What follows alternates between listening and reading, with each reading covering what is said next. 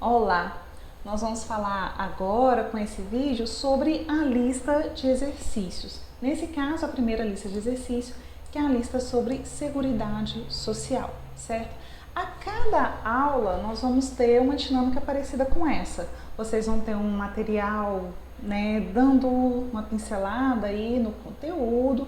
Como eu disse, eu gosto que no desenvolver da lista vocês descubram o conteúdo, vocês se aprofundem e não simplesmente eu apresentando o conteúdo para vocês.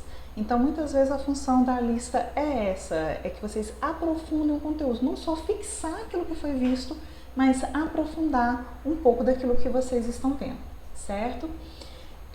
E as listas vão ter mais ou menos a mesma estrutura, algumas informações aqui que são muito importantes.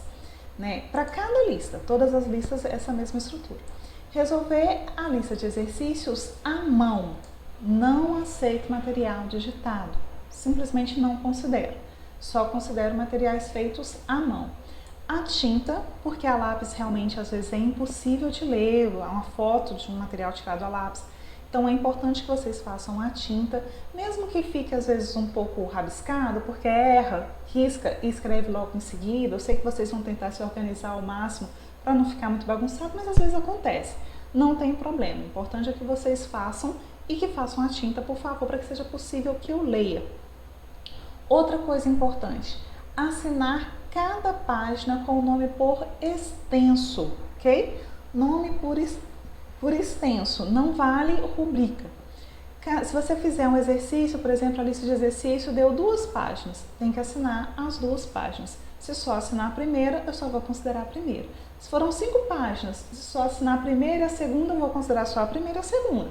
As outras não vou considerar. Tem que assinar cada uma delas. Se assinou assim as 5 páginas, aí eu vou considerar as 5 páginas. Mas é importante que vocês assinem com letra legível e por extenso. Não vale rubrica, certo? Depois, fez a lista de exercício toda à mão, à tinta e com cada página assinada, escaneia ou fotografa e envia pelo SIGA. Vai ter sempre cadastrado uma tarefa com um prazo e vocês devem enviar pelo SIGA nesse prazo. Outra informação importante, o SIGA só aceita um arquivo. Então, por exemplo, você fez a lista de exercício, deu 5 páginas, escreveu lá um bocado daquela lista, deu 5 páginas. Então, se você enviar a primeira, depois envia a segunda página, depois envia a terceira, a quarta, a quinta, o SIGA só salva a quinta. Ele só vai salvar o último arquivo enviado. Então, é importante que vocês compactem tudo em um arquivo só e enviem aquele arquivo contendo todos os outros que vocês querem enviar. Isso é extremamente importante, ok? Então, feito isso, aí eu vou considerar a lista. Como eu disse, cada exercício vale a mesma quantidade. No final, eu vou considerar todos os exercícios, ponderar, pontuar, lançar a nota para vocês, ok? Bem, então nós temos aqui, ok? Primeira lista de exercício, vamos lá. Uma coisa importante. Qual o objetivo dessas listas de exercício? Como eu disse, a cada aula vai ter um videozinho, algum material apresentando o conteúdo. Mas esse material não tem o objetivo de apresentar tudo daquele conteúdo. Eu quero que o conhecimento seja construído por vocês. Então, à medida que vocês fazem a lista, vocês também vão se aprofundar no conteúdo, de forma que nem tudo o que se pede na lista foi apresentado inicialmente. Eu quero que vocês procurem, que vocês busquem informação e cresçam à medida que fazem a lista e se aprofundem no conteúdo. As listas vão ter objetivos diferentes, O objetivo geral vai ser essa fixação e aprofundamento do conteúdo, mas também tem outros objetivos, Nessa lista inicial, por exemplo, eu quero que vocês tenham uma familiaridade maior com a Constituição Federal e algumas outras legislações. Então, eu peço que vocês identifiquem, por exemplo, o artigo da Constituição em que é falado determinada coisa, em algumas situações transcreva o artigo, identifique, busque, leia, para vocês criarem familiaridade com a legislação. Isso é muito importante. É importante que vocês entendam, que vocês compreendam, que vocês treinem interpretação de texto, busquem fazer isso não só assim, roboticamente, mas compreendendo efetivamente aquilo que vocês estão fazendo, porque todos esses conceitos vão ser usados durante todo o curso, nessa disciplina, durante todo o curso e na vida profissional de vocês. Além disso, como a gente está lidando sempre com coisas que estão relacionadas à vida das pessoas, isso vai servir inclusive para a vida pessoal de vocês. Vocês sabem que hora ou outra perguntam para a gente que é atuário, você que entende de previdência, a gente está com essa situação, como é que resolve, o que pode ser feito e tal. Então vai servir também para a vida de vocês, além de ajudar outras pessoas para a organização da vida pessoal, né? Além de servir muito no trabalho. Mas para isso, né, para a questão de você trabalhar mesmo com esses aspectos, você tem que ter intimidade com a legislação. E como que se consegue essa intimidade? Lendo, tendo contato direto com a legislação.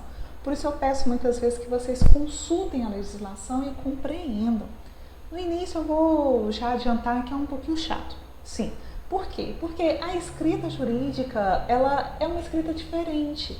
A forma de empregar alguns termos, de utilizar, às vezes é um pouco complexo a forma como foi organizada uma determinada legislação, é um pouco complicado entender no início. Por quê? Porque a gente não tem familiaridade.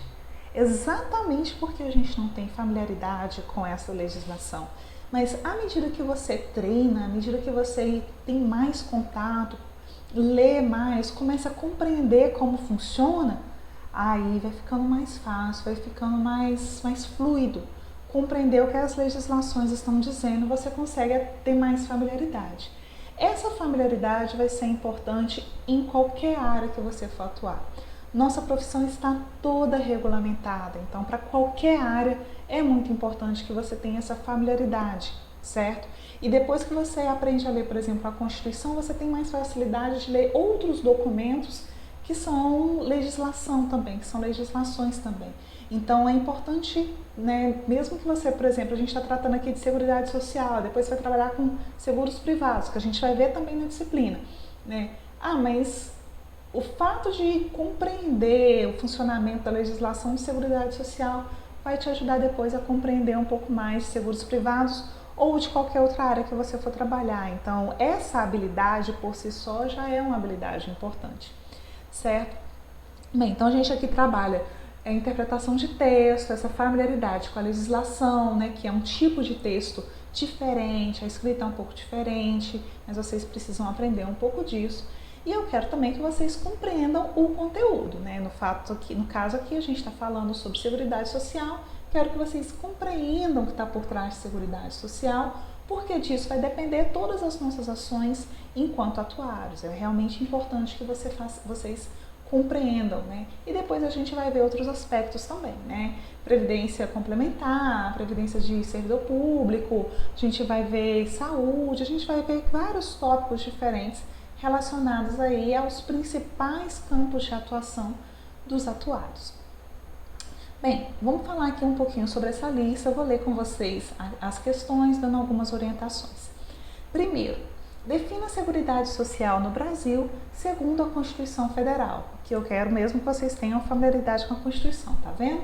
Identifique os artigos que os definem e transcreva. Eu quero que vocês transcrevam exatamente porque é importante entender, é importante compreender, e quando você transcreve, você fixa aquilo que está lendo e até entende melhor aquilo que está lendo, tá? Então, escrever às vezes ajuda a compreender. E por isso também eu quero que vocês façam à mão, não simplesmente digitado, porque senão era só fazer um Ctrl+C, Ctrl+V, e o Ctrl+C, Ctrl+V não permite a leitura, né? Você não necessariamente tem que ler para fazer isso. E eu quero que vocês leiam, que vocês fixem, que vocês entendam. Seguinte, defina como é financiada a Seguridade Social segundo a Constituição Federal. Indique os artigos que a definem e os transcreva. Também aqui, isso é muito importante, né? A gente acabou aí de sair de uma discussão de reforma da Previdência e o tempo todo estava se falando sobre o financiamento da Seguridade Social.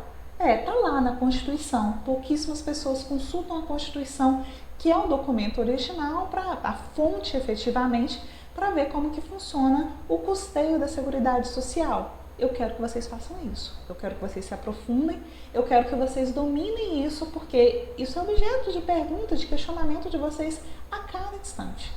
Então, por favor, esse exercício é relevante para a vida de vocês. Seguindo, identifique as diferenças entre assistência social e previdência social. Aqui é bom vocês verem a legislação e tudo mais, mas é possível fazer até sem consultar diretamente a Constituição Federal. É claro que pela Constituição é a fonte, né? A fonte original é melhor ainda. Outra, o que é BPC? Quem tem direito a esse benefício? Identifique a legislação e os artigos que definem isso, que não necessariamente vai ser a Constituição, ok? Em seguida, defina as características da previdência privada, também conhecida como previdência complementar, e algumas vezes é utilizada previdência complementar, outras previdência privada, tá? Segundo a Constituição, transcreva os artigos que a definem e diferencie previdência complementar de previdência social. Existe diferença entre as duas? Qual é essa diferença? Aqui, na diferença entre as duas, vocês podem apontar os principais aspectos, tá? De forma aí mais resumida. Depois, segundo a Constituição Federal, quais são os benefícios oferecidos pelo Regime Geral de Previdência Social? Ok? Vou até colocar aqui em negrito. Identifique os artigos que definem e transcreva os incisos que enumeram os benefícios. Depois, eu peço, segundo a Constituição também, quais são os benefícios oferecidos pelos regimes próprios de previdência social. E aí é importante vocês pensarem qual é a diferença entre os dois. Para quem é um, para quem é o outro? Tá aqui, ó, segundo a Constituição, quem pode ser vinculado ao regime próprio? Quem pode ser vinculado? E ao regime geral? Quem? E a previdência complementar? Quem é que pode se vincular? Qual é essa forma de vinculação? É a principal diferença entre elas, tá? Opa! É a principal diferença entre elas. Então, eu quero que vocês já identifiquem quem pode se vincular a um ou a outro, certo? E aqui vocês vão identificar os benefícios da previdência do regime geral e do regime próprio, certo? Sempre identificando os artigos que definem cada uma dessas coisas. Isso é importante. Aqui eu não estou exigindo que transcreva nessa última, mas se vocês puderem transcrever, melhor ainda. Isso é importante, né? Se não, só identificar mesmo os artigos. Bem, são estes os exercícios, acredito que eles vão favorecer bastante essa intimidade que vocês devem ter com a legislação. É importante que depois a gente converse sobre aquilo que vocês leram, o que a gente vai fazer depois na aula síncrona. Bem, é isso. Agora, mãos à obra, a gente se vê em breve.